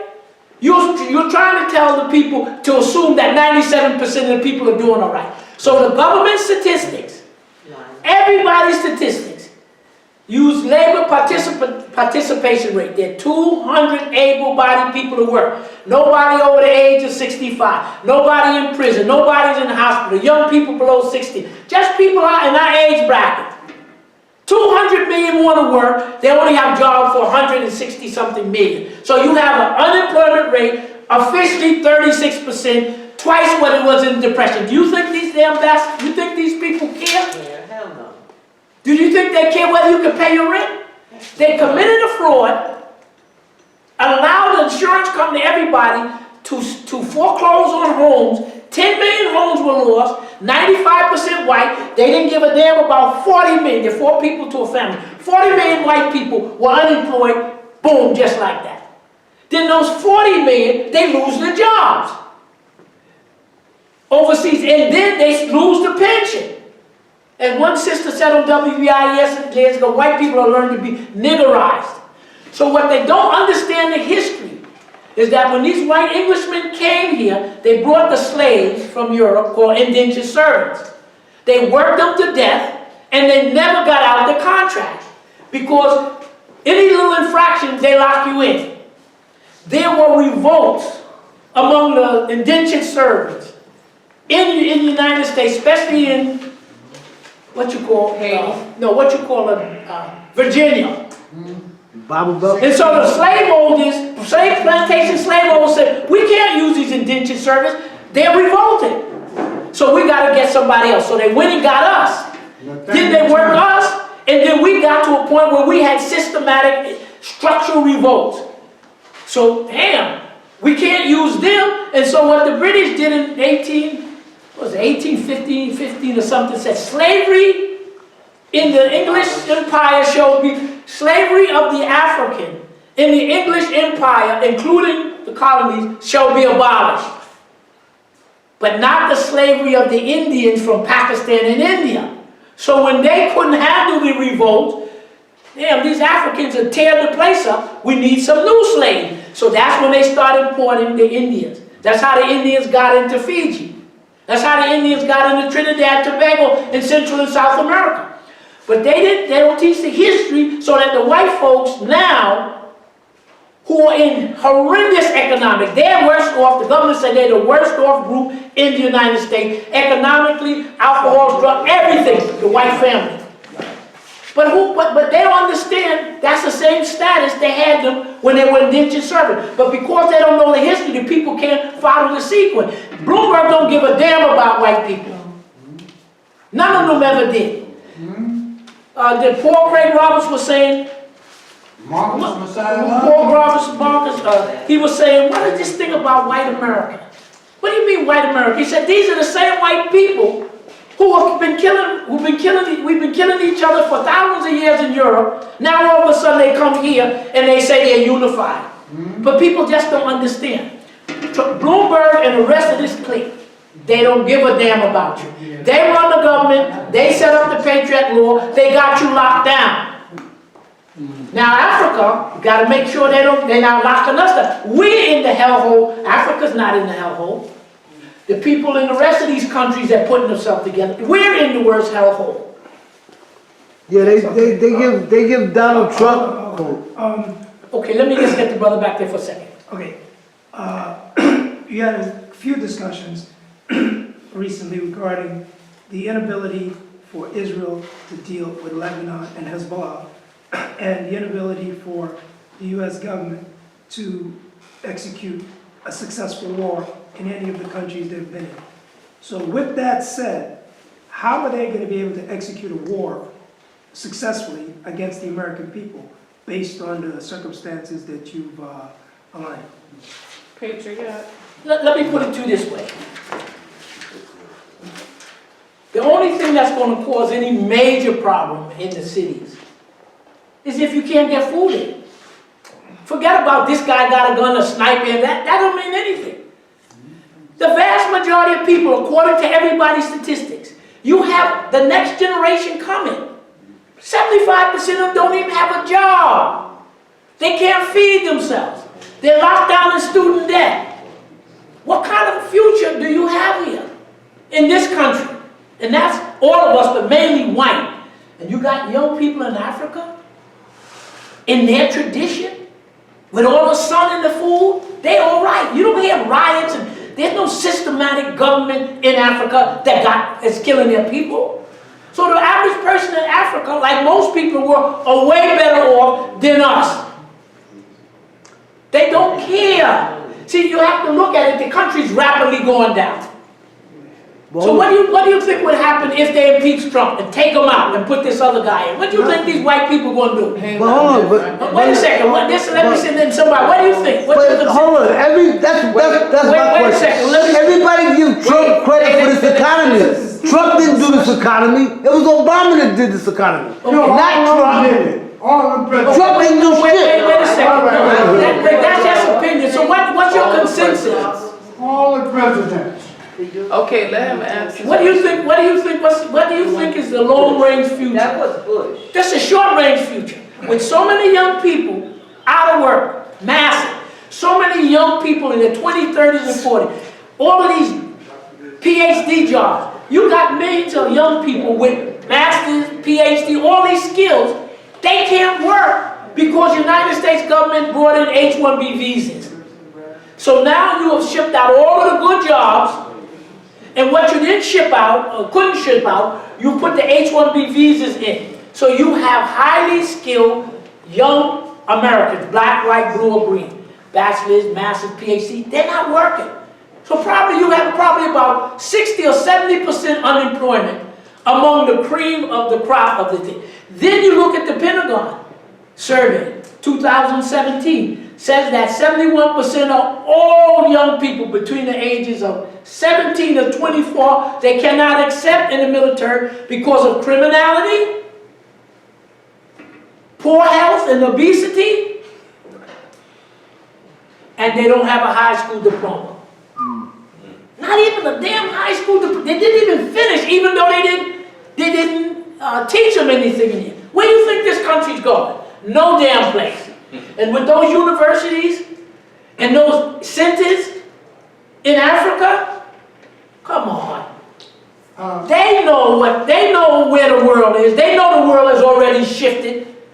United States is in trouble, deep trouble. Canada, it's the Five Eyes. England, US, Canada, Australia, New Zealand. All those white people from England that knock off the indigenous, they knock them off in Canada, they knock them off in Australia, New Zealand. They all tied together. When US goes down, all of them going down. It's going, they all going down. Africa's not going down. There's no wars. Population is doubling. How could it double if there's no food? In the Western Hemisphere. Where is all of the infighting and the tribal this and stuff? Remember, I haven't been there. You like you say, but it's peace. Yeah, it's incredible. It's peace. There's no peace here. You're going into a civil war. You're going to have what France got. They're getting prepared for you. That's what all Western European countries, including the United States, you're in a steep decline. In Africa, is booming. Booming. And no diseases there. What diseases? How the population going to double if you tell me there's disease and stuff like that? It's a clean, healthy environment. We're not violent people. And got all that drugs and homosexuality and all that kind of. We're in excellent shape. You and I are caught up in this. We're good people and we're holding out as well as we can. But the white population has cracked already. As they said, the death rate in white Americans we got another hour to go. Death rate in white Americans, no, we finished. The death rate of white Americans was the highest, or higher than Hispanics, higher than African people, and almost a little bit above the indigenous. They couldn't believe it. So they then went and compared the death rate.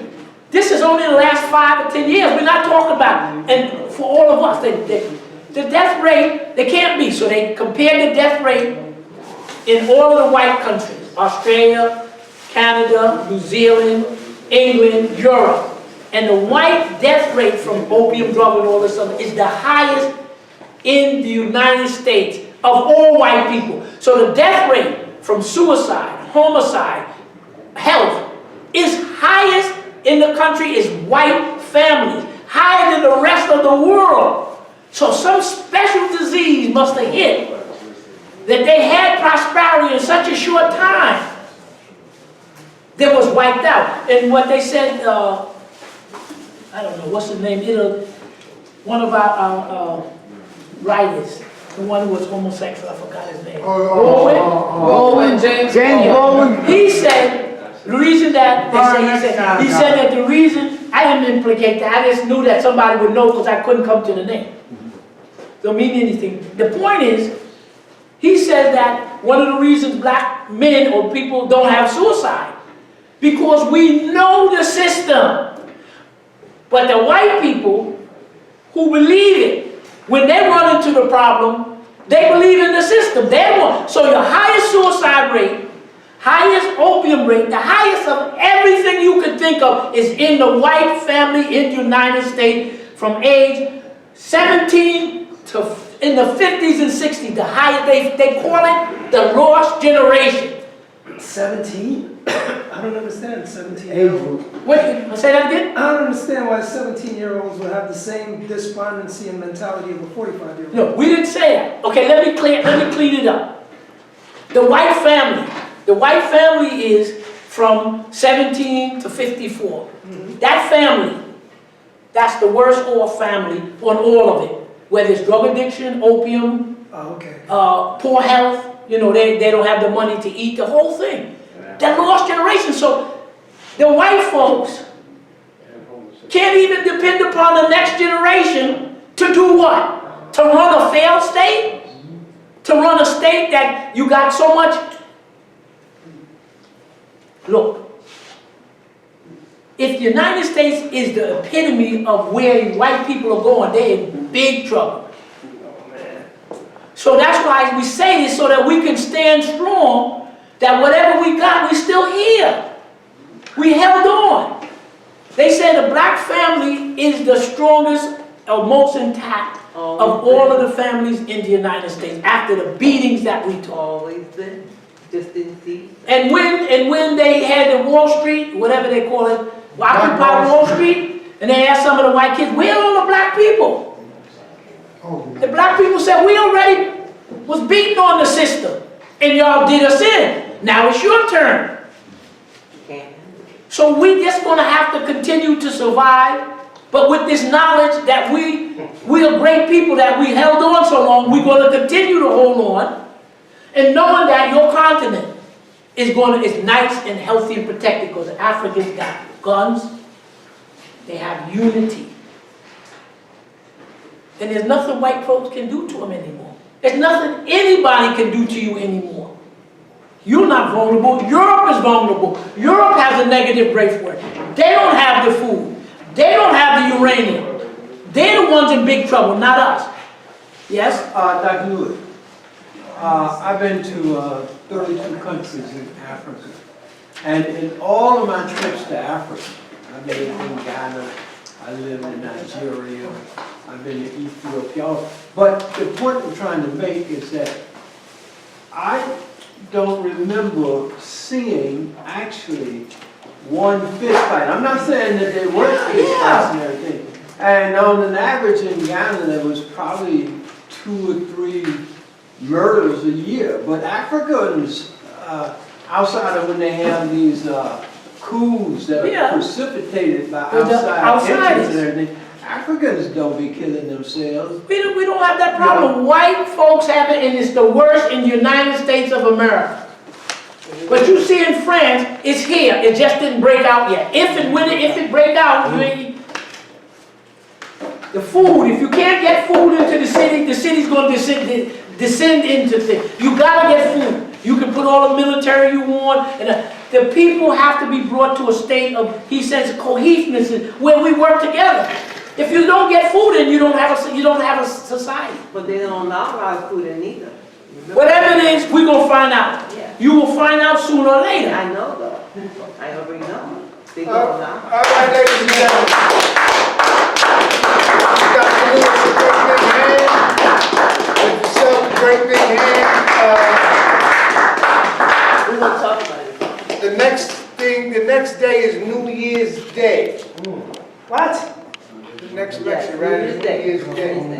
That's a national holiday. Most likely we might be here. No. I need them to call you because I don't celebrate New Year. Well, okay, well, It's most not likely, really- you know, a lot of people do things, but most likely we might be here. I tell you what she told me, it's on the flyer. If not, What's mine? if not, I'll text. So Ray, what you're saying is that they're gonna shake their butts the night before, so that by the day, You hungover. during that day, you recover and be able to come here. Because the night before, you're gonna be part of it. Well, I might have a hangover. the hurricane ain't gonna stop its plan for like what Dr. Lewis said. So give him a big hand. We have to always give ourselves a big hand for surviving and being here.